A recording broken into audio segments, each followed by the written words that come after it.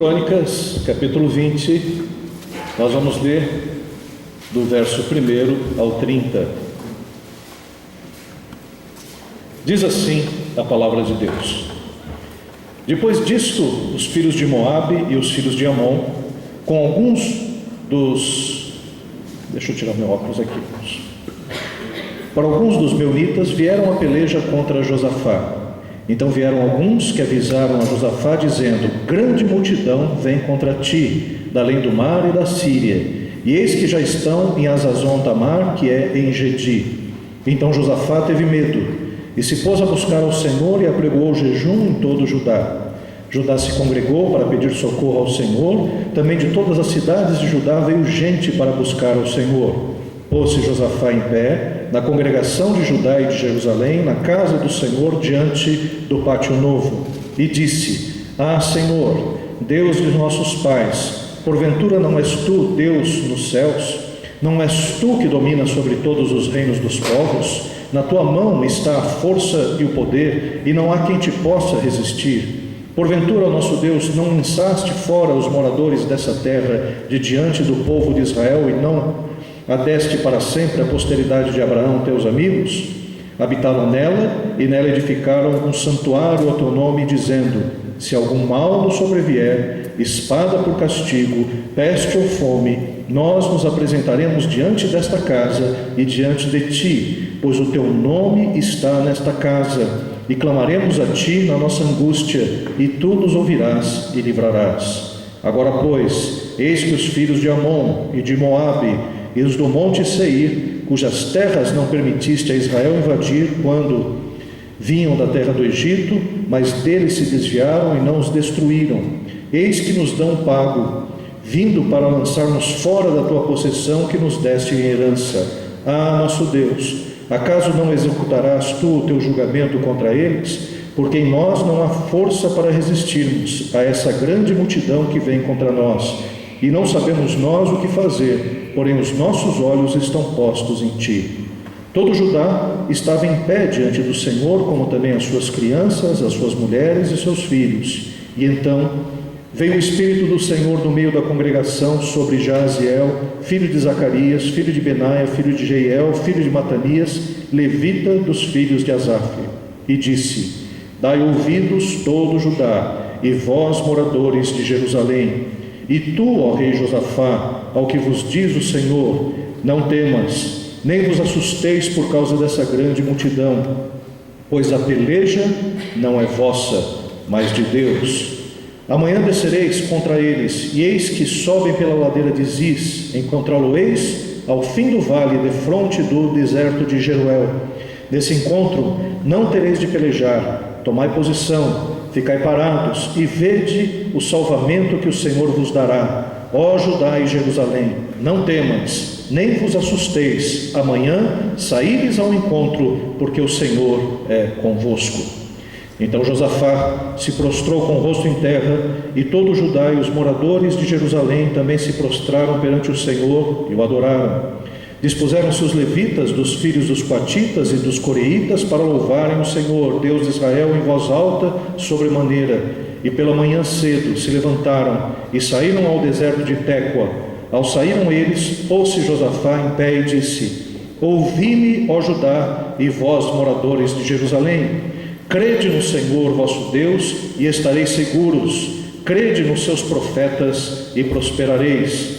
Aconselhou-se com o povo e ordenou cantores para o Senhor, que vestidos de ornamentos sagrados e marchando à frente do exército, louvassem a Deus, dizendo: rendei graças ao Senhor, porque a sua misericórdia dura para sempre.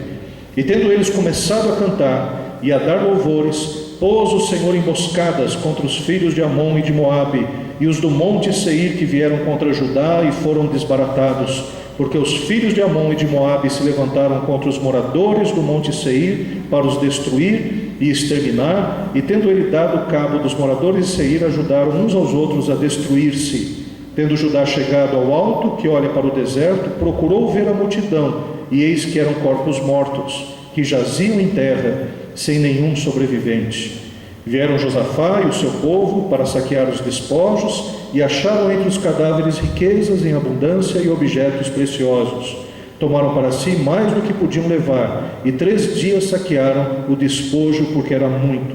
Ao 4º dia se ajuntaram no Vale da Bênção, onde louvavam o Senhor. Por isso chamaram aquele lugar Vale da Bênção até o dia de hoje.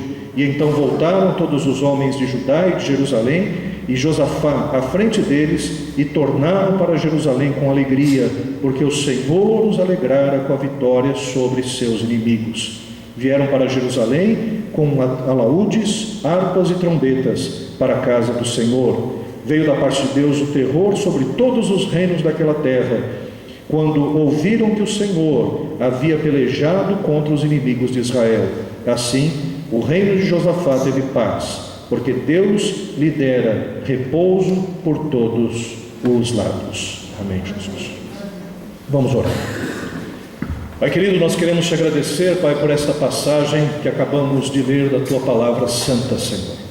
Queremos te agradecer, Senhor, porque Tu és um Deus que ouve a nossa oração.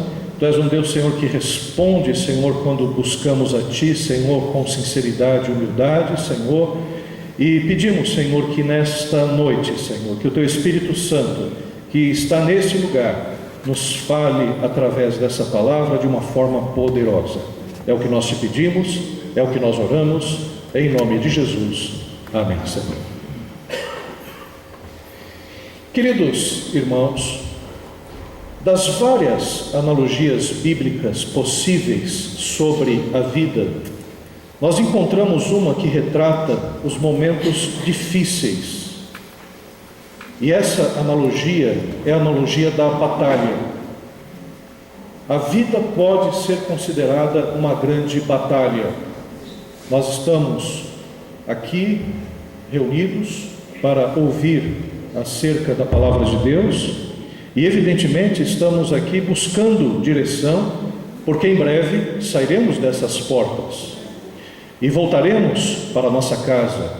Amanhã voltaremos para o trabalho diário e muitos estão enfrentando batalhas difíceis, batalhas complicadas. E em muitos períodos da nossa existência é preciso encarar as circunstâncias com um cuidado ou com um atento cuidado, porque afinal de contas existem momentos, existem situações em que a gente precisa tomar cuidado. Nós devemos ser como o soldado que está sempre preparado, que está treinado, que está com as armas adequadas, porque a vida é uma batalha e existem emboscadas, existem armadilhas, e como bom soldado de Cristo nós precisamos atentar a essas armadilhas. Mas existem circunstâncias em que nem o preparo é suficiente, nem mesmo sendo cuidadosos como bons soldados, isso nos garante a vitória, porque afinal de contas o inimigo é muito mais forte do que a gente, vem numa grande multidão e certamente apenas as nossas habilidades, a nossa capacidade, a nossa cultura, o nosso trabalho, as nossas finanças, os nossos recursos não são suficientes para vencer a batalha. Então, o que fazer? Esse texto que nós acabamos de ler nos ensina o que fazer diante dessas dificuldades. O contexto que nós acabamos de ler do texto, esse período que o povo de Israel está vivendo é um período conhecido como a monarquia dividida. Prestem atenção, eu creio que os irmãos que leram a Bíblia sabem que às vezes é difícil a gente entender historicamente onde estão esses textos, mas prestem atenção nesse pequeno resumo que eu vou dar para a gente entender esta passagem. A história de Israel pode ser iniciada a partir dos patriarcas. Então, quem são os patriarcas? Abraão, Isaque, Jacó, José. Então, esse é o período dos patriarcas. É o período que Deus começa a se revelar a Israel. O segundo período, depois dos patriarcas, é o período mosaico. É o período em que Moisés, ele é chamado, o povo de Israel, ele é escravizado, e Moisés, ele começa a pregar, começa a dirigir o povo para a terra de Canaã. Então, depois dos patriarcas, depois do período mosaico, a gente tem o período da conquista, que é o período com Josué. Josué assume, né, a frente do povo de Israel, é o sucessor de Moisés, e começa o período de conquistar a terra de Canaã. E nesse período de conquistas existem muitos adversários. Existem os cananeus, que são um povo difícil, um povo idólatra também, um povo imoral, e um povo que se voltava contra o povo de Israel.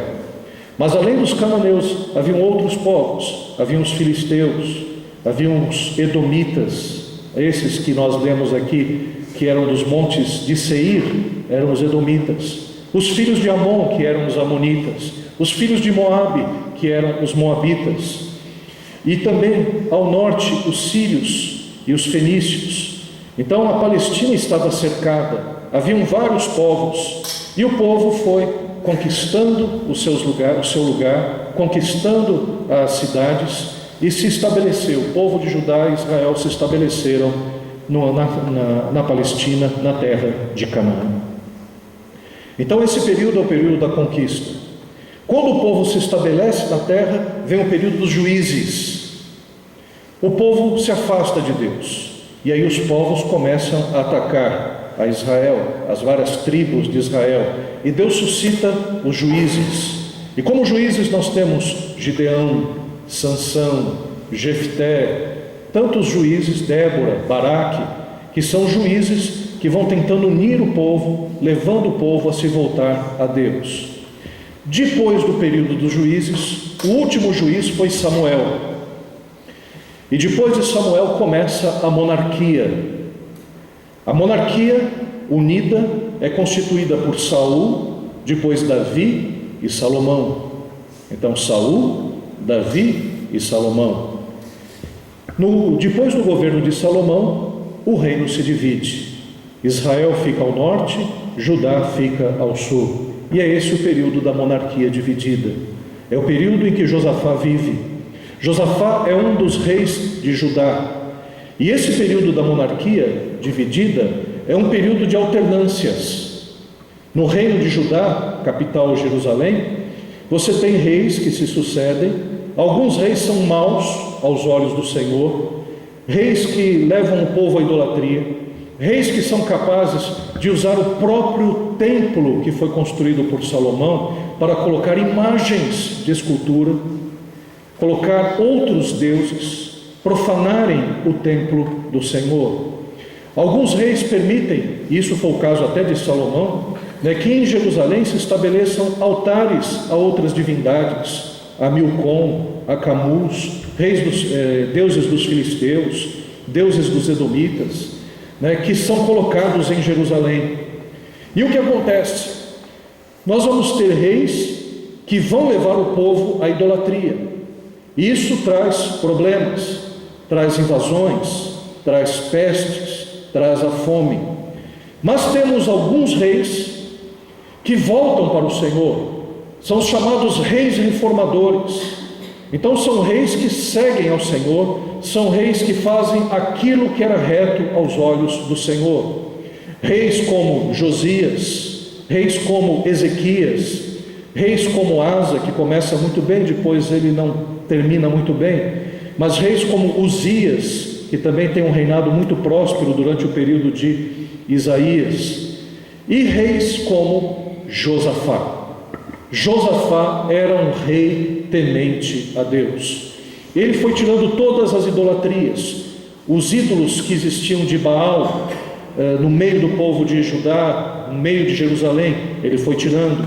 Os altares de outras divindades, ele foi tirando também. E ele foi estabelecendo e organizando o culto novamente a Deus, que estava numa situação vexatória.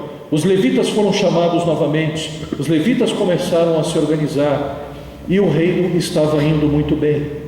O reino estava indo bem, o povo estava crescendo, Deus estava abençoando a Josafá.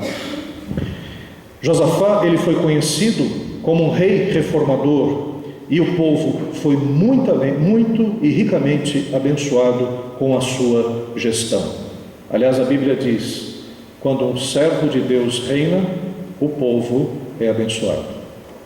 Mas quando um ímpio, ele governa, o povo padece. Nada que a gente possa dizer acerca do Brasil, não é uma indireta para o nosso povo, mas o fato é que nós estamos padecendo por governos ímpios também. Queridos, o que a gente pode retirar dessa passagem que nós acabamos de ler? Primeiro, existem situações e situações externas que nos causam medo. Era o que aconteceu com Josafá. Os seus espias vieram correndo para ele e disseram: existe uma grande multidão vindo para destruir Jerusalém. É uma grande multidão. Aliás, não é um povo em especial, são 3 povos. São os amonitas, são os moabitas e alguns dos edomitas também. Nesse instante, Josafá temeu, porque de todas as angústias que nós podemos passar nessa vida, de todos os problemas que existem, eu creio que nada se compara com a guerra. A guerra é o pior dos flagelos da humanidade. A guerra, de uma vez só, ela acaba com a resistência de um povo. Porque você tem muitas vezes a enfermidade, você às vezes tem uma peste, como aconteceu na África com ebola, a AIDS também é um grande e terrível, uma terrível peste, terrível praga. Mas depois você consegue se organizar, você consegue combater as pestes. Mas na guerra vem tudo junto. Na guerra vem junto a fome, porque você não consegue produzir. Na guerra vem a morte, e com a morte, pela incapacidade de você sepultar os mortos, também vem as doenças. Você não tem remédio para todos. Então, de tudo que é pior nesse mundo, a guerra é a coisa mais terrível que a humanidade pode passar. E a gente tem visto isso na televisão, com os refugiados sírios e outras pessoas que estão fugindo das guerras também. E é normal que nós tenhamos medo quando situações externas se abatem contra a gente. A dor, o sofrimento, a morte, isso tudo, quando se dirige perto da gente, isso causa temor. E é normal que nós tenhamos temor muitas vezes quando nós estamos ameaçados de perder o emprego. É normal que nós tenhamos temor quando existe um exame que tem um nome esquisito. Aliás, os médicos são terríveis, Eles passam aquele exame, a gente abre o exame, porque pode abrir, e tem aquele nome que você não entende. Fala: isso aqui deve ser terrível, eu vou morrer com isso aqui, E aí você vai no Google, tecla ali e vê que às vezes nem é tão mau o negócio, o nome é comprido, mas o problema é pequeno. Mas às vezes o exame que aparece lá traz uma notícia ruim, e isso nos causa medo. Como vai ser? Como eu vou trabalhar? Como é que eu vou cuidar da minha família? Como é que eu vou chegar e também me cuidar? Então existem muitas circunstâncias externas que nos causam medo. O rei Josafá tinha razão em temer, porque afinal de contas, numa guerra não existem vencedores. Não existem vencedores em guerra. Não existem. Porque todas as partes em conflito perdem pessoas e perdem muita gente. A gente pode dizer que numa guerra talvez exista um menos perdedor, mas todos perdem quando existe uma guerra. Que é o que acontece quando a gente entra em conflito com outra pessoa também. Quando a gente entra numa demanda contra outra pessoa, não existe vitoriosos. A gente consegue até tentar amenizar os problemas, mas não tem vitória. Segundo aspecto que a gente vê nesse texto: situações extremas exigem a utilização de recursos sobre-humanos. Prestem atenção. Nesses momentos em que não tem jeito, que uma multidão está vindo na nossa direção, que não dá para a gente chegar e humanamente vencê-los, a gente precisa utilizar outros recursos. E os recursos que nós precisamos utilizar são recursos espirituais. recursos sobrenaturais, recursos que Deus nos legou, que Deus nos deixou para que nós pudéssemos vencer essas dificuldades. Quando existe uma grande multidão atrás da gente tentando nos exterminar, o que a gente precisa é uma ação de Deus, uma ação poderosa que pode mudar a nossa sorte. E é isso que o povo faz. O Josafá, homem temente a Deus, ao invés de se desesperar, ao invés de contratar o trabalho de outros governantes, até pedir ajuda para o reino do norte, ou até mesmo pedir ajuda para outro reino para vencer esses moabitas, amonitas e também edomitas, o que Josafá faz? Ele coloca o povo para orar, coloca o povo para jejuar, porque afinal de contas, essas situações extremas exigem também situações extremas da gente, e a oração e o jejum é um meio que Deus nos concedeu para vencermos essas dificuldades no nome dele. Amém, queridos? É preciso apelar para quem é o Senhor da vida.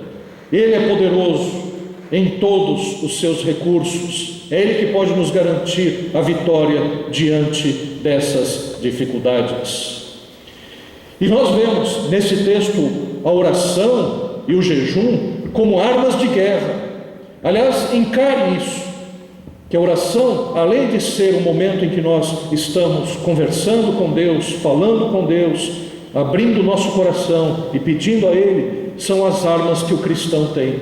A nossa arma é a oração, a nossa arma é o jejum.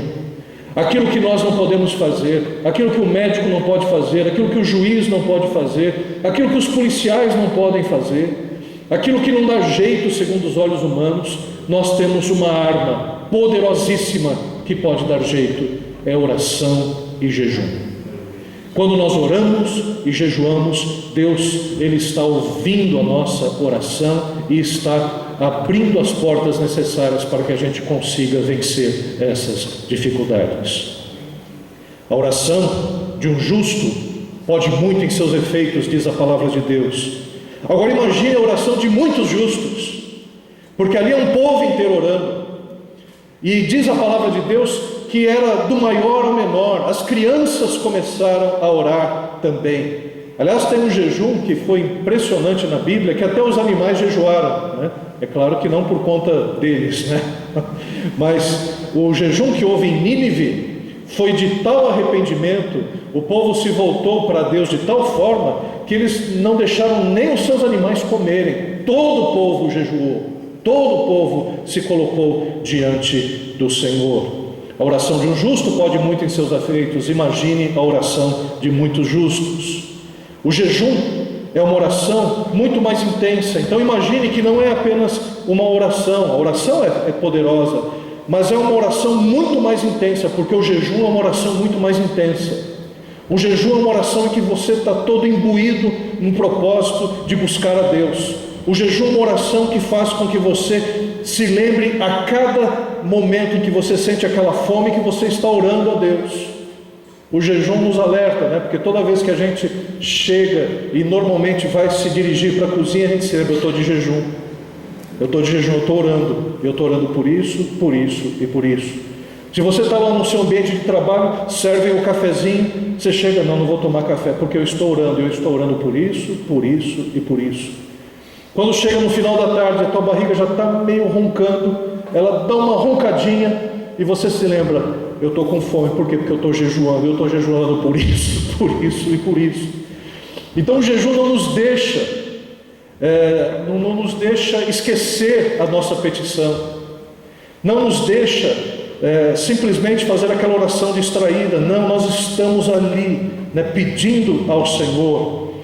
E o Deus soberano, poderoso, é um Deus que ouve a nossa oração, é um Deus que ouve a oração do povo. Em 2 Crônicas, capítulo 7, versículo 14, vamos nos lembrar aqui. Eu vou pedir para que vocês abram e guardem esse texto, porque é um dos textos mais importantes acerca da oração. 2 Crônicas 7, 14.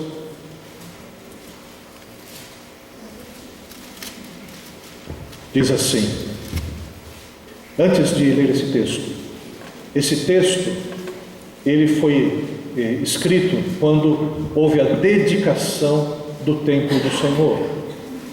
Salomão construiu o templo para que a arca do concerto estivesse ali, a arca dos 10 mandamentos. Ele construiu aquele espaço para que fosse um espaço de adoração, de sacrifício a Deus. Uma construção maravilhosa, uma construção que era adornada com as coisas mais bonitas que podiam existir naquela época.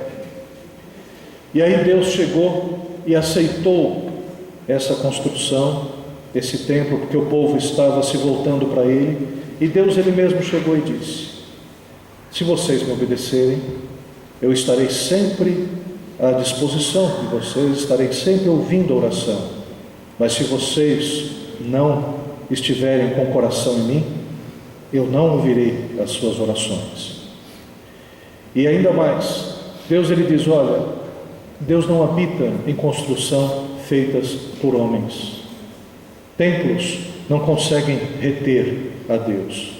Esse templo aqui não é a casa de Deus. A casa de Deus somos nós, a igreja do Senhor. E Ele se torna um lugar santo porque nós que somos santos estamos aqui. Amém, queridos? Mas 2 Crônicas 7,14, Deus chegou e trouxe uma promessa para o povo.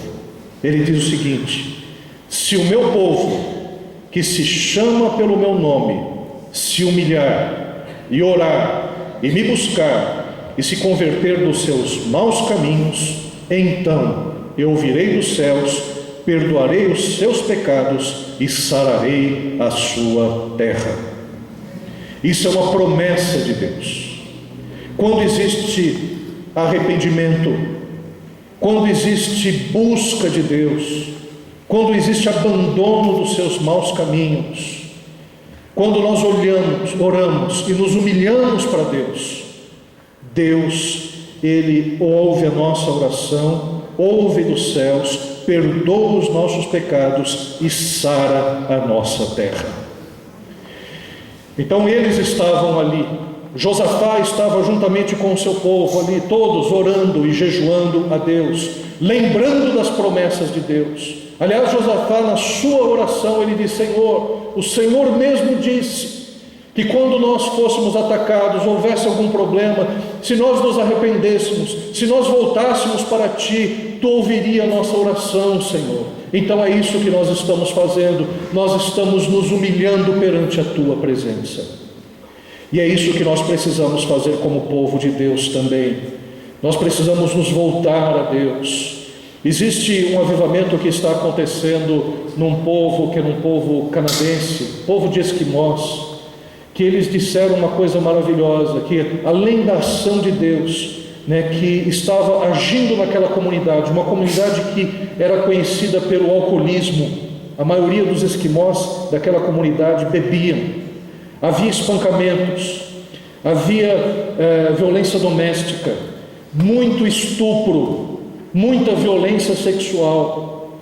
Era uma comunidade que estava estraçalhada. Mas eis que um dia o povo de Deus estava reunido, estava orando, e eles estavam numa igreja, e eles tiveram uma visitação de Deus impressionante, e começou ali. Depois muitas pessoas da comunidade começaram a se arrepender, começaram a se converter e foram batizados, e a comunidade toda foi ganha para Cristo Jesus. E mais, o que aconteceu, isso chamou atenção também, porque os animais que antes não apareciam mais, que pensavam que eles já estavam extintos, começaram a voltar. O mar começou a dar mais peixes, e eles começaram a dizer: o Senhor está sarando essa terra. E era isso que estava acontecendo, até a abundância estava começando a vir àquele povo. E é verdade isso. É verdade por quê? Porque foi Deus que prometeu. Quando nós nos voltamos para Deus, abandonamos os nossos maus caminhos, Deus sara a sua terra. Amém, queridos? Por que Deus atendeu a oração de Josafá? Porque Josafá era um homem de Deus, temente a Deus, e proporcionou um reinado justo. Esse homem também priorizou a adoração ao Deus vivo. Ele fez uma reforma religiosa, ele afastou todas aquelas imagens que eram abomináveis ao Senhor, ele conduziu o povo à adoração, ele organizou o povo para adorar a Deus. Então Deus ouviu a oração de Josafá, porque esse homem era um homem obediente ao Senhor. A obediência é fundamental para que as nossas orações sejam ouvidas. Deus não ouve as nossas orações quando nós estamos em desobediência a Ele. Essa é a verdade.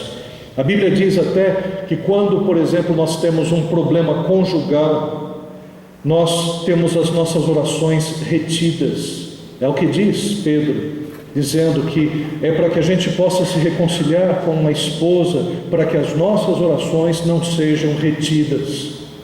Então, o que retém a oração, o que retém a resposta de Deus na vida da gente? O pecado, a desobediência.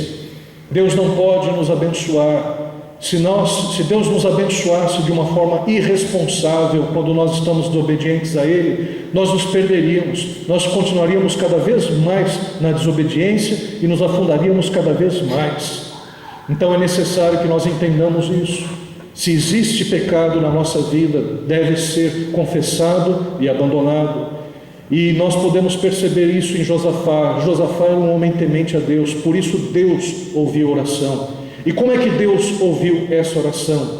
O profeta apareceu naquele instante. Enquanto Josafá estava fazendo aquela oração lindíssima, a oração de Josafá é maravilhosa. Josafá está clamando a Deus ali juntamente com o seu povo. Todos estão ali naquele ambiente de fé, naquele ambiente de contrição, de fervor, de humilhação, de arrependimento, de jejum. E aquela oração, ela está subindo aos céus, como se fosse um incenso suave a Deus, como se fosse um perfume que fosse chegando até as narinas do Altíssimo. E quando Deus recebe aquela oração, imediatamente Deus responde através do profeta. E o profeta chega e diz que Deus ouviu a oração. A oração de Josafá foi coerente. Orações coerentes sobem a Deus. O que é uma oração coerente? É uma oração em que você está pedindo a Deus e sua vida está testemunhando a graça de Deus também. Não é uma oração desapercebida, não é uma oração irresponsável, não é uma oração qualquer, não é uma oração de quem chega e só chega a Deus para pedir algumas coisinhas e depois sai da sua presença. Não é uma oração que só busca a Deus no momento da dificuldade. Não, Josafá era um homem que andava com Deus, era um homem temente, uma pessoa que é coerente com a sua fé, coerente com a palavra de Deus, coerente com a observação das Escrituras Sagradas. A sua oração tem lastro, a sua oração tem peso, a sua oração chega aos céus, a sua oração é respondida em nome de Jesus.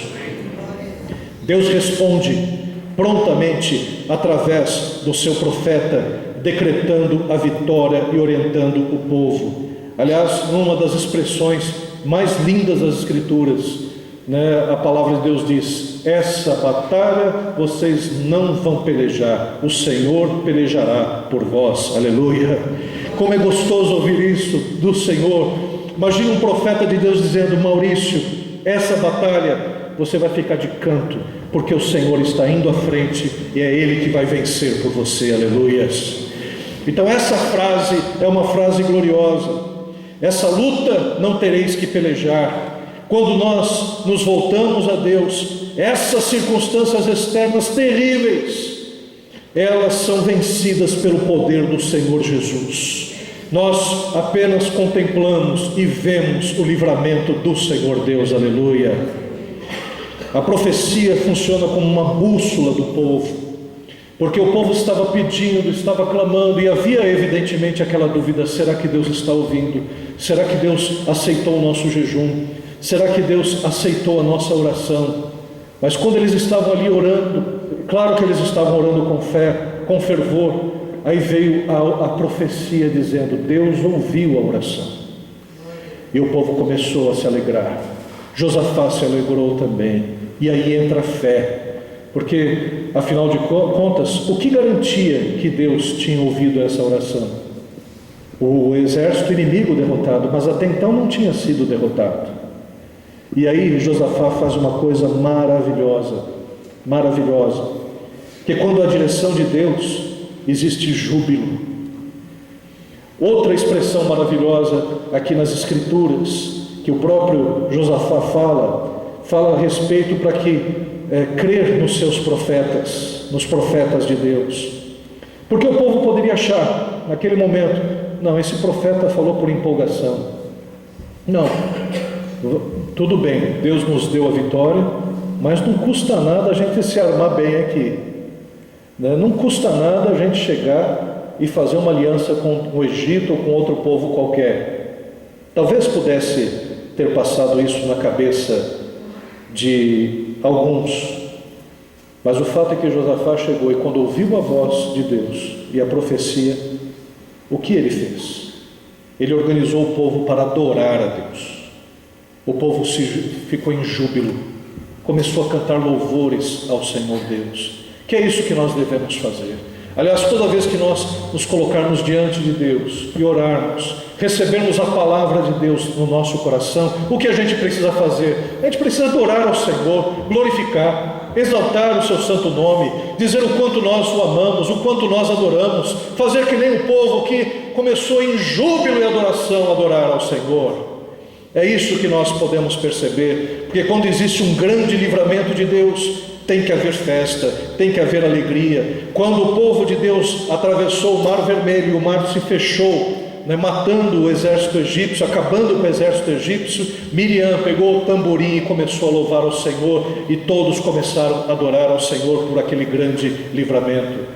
Esse povo agora vai receber um livramento de Deus, e Josafá organiza o povo para que eles agora adorem ao Senhor. Ele pega os levitas e diz, olha, coloca os levitas na frente, porque agora a gente vai sair na batalha. A gente não vai sair na batalha com armas, não vai sair na batalha com armamento pesado, porque o Senhor já está na frente.